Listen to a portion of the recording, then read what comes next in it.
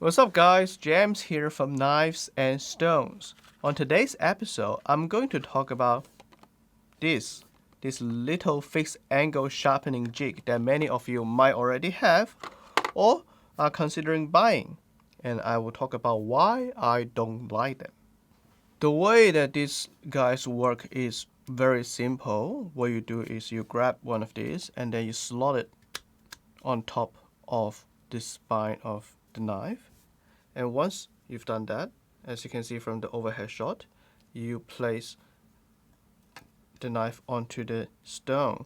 And as you can see here, from the edge to the spine of the knife, it has an angle formed because the knife has now been lifted up by this little holder. And from here, you can just start your sharpening process. And as you can see here, the angle is fixed. So you just push, you push, you push, and then you come back, you pull, just like what you would do in a normal sharpening process. Except that because of these guys, that the angle is pretty much fixed and you don't have to worry too much about the wobbling and everything.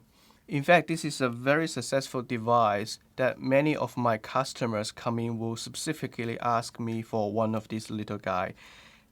However, I have to tell my customers every time that these guys, they are utterly useless in my opinion, therefore you should not buy them.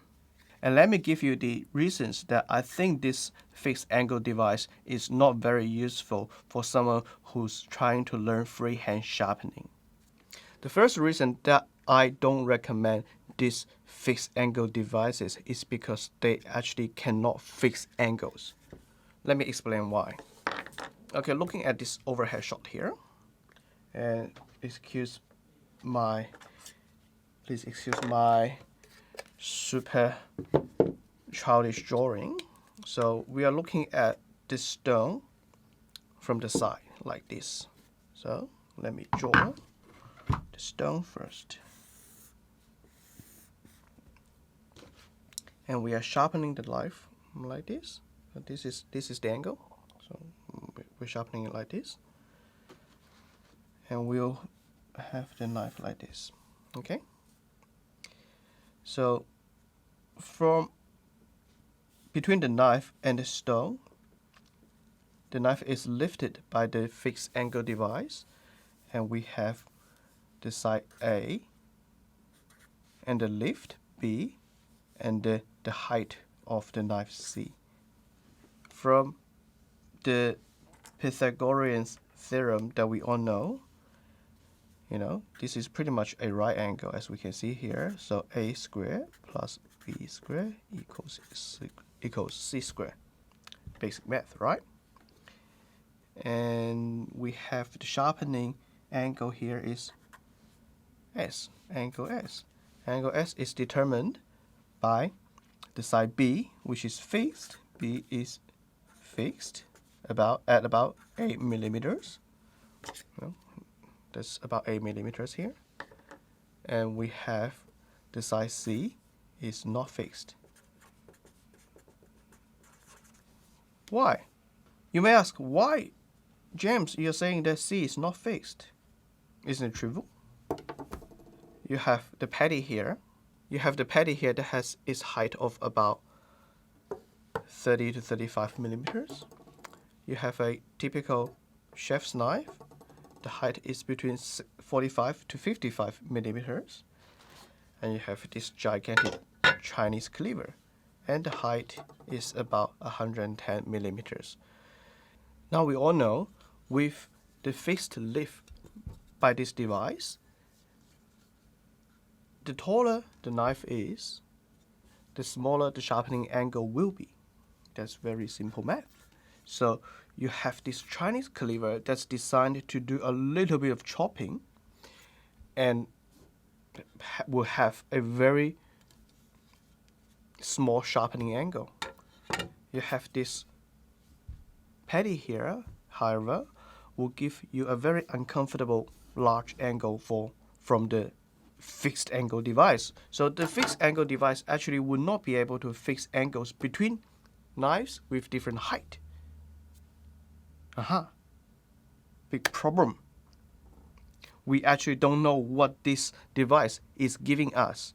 And usually Japanese kitchen knives are sharpened at between 12 to 15 degrees per side, right? And now, what would this device give you? You don't know. You actually don't know what sort of angle it will give you, because they are constantly changing. So this is what I think one of the biggest problem from these devices is that it will not be able to give you a uniform angle between different knives. The second problem that I have with this fixed angle device is that even for the same knife that you have, it will not truly fix the angle for you. The reason is that the height of the knife is constantly changing. Unless you are dealing with a very squarish knife like a Chinese chuka or a say nakiri, for many other knives, the height is pretty much changing. See, from a very tall towards the heel to a thin tip. And you have this device that's lifting a certain angle based on the height, as we just did our math. Would it lift the same angle between here and here? Probably not. And normally what we would like is we want to have a thinner angle for the tip, because it's doing more of a delicate job, like maybe slice and dice. You want the knife to be able to go into that onion easily. So you want to have a thinner tip. And sometimes you're doing a bit of harder work towards the heel area. So sometimes we want the heel to have a maybe, less accurate angle. But this device, if you go back and think about the math that we just did, this device gives you the exact opposite. So it's a variable angle device, even for this single knife.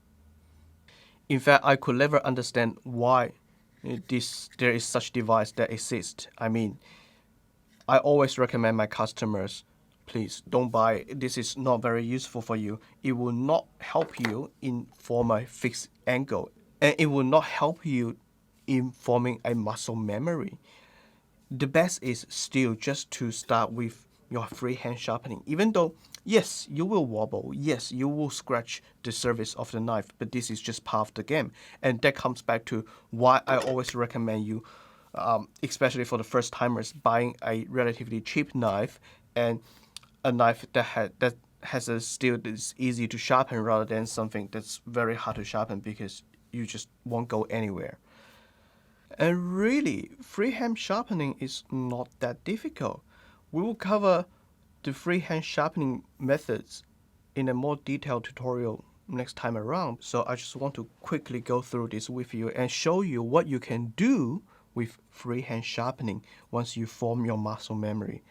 And to help you achieve so, basically you just have the knife, cover everything with Sharpie, a little bit more than what you intended to sharpen. And what happens is, if your angle is too high, and you will not be able to remove any of this black color. And if you place your knife too low, at an angle that is way too low and too close, too flat, you will simply be thinning the knife rather than sharpening. Therefore, you will see a lot of this black color getting removed. And I will just show you what you can achieve when you have a good muscle memory.